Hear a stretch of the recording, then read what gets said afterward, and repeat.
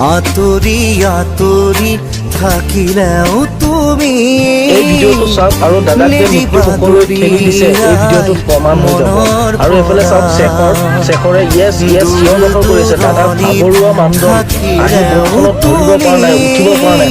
আৰু এইটো পুত্ৰ বুলি দেখিছেনে সিদ্ধাৰ্থ, সি লাইফ জেকেটটো লাহেকে দাদাৰ ফালে ঠেলি দি পেলাই সি মানুহটো এইফালে চাইড লাগি গৈছে। ই জানিছে যে দাদা মানে ভাগৰুৱা হৈ গৈছে, দাদা এতিয়া মানে শেষ হ'ব হৈছে আৰু মই মানে ভিডিঅ'টোৰ পৰা মানে চাইড হৈ যাওঁ।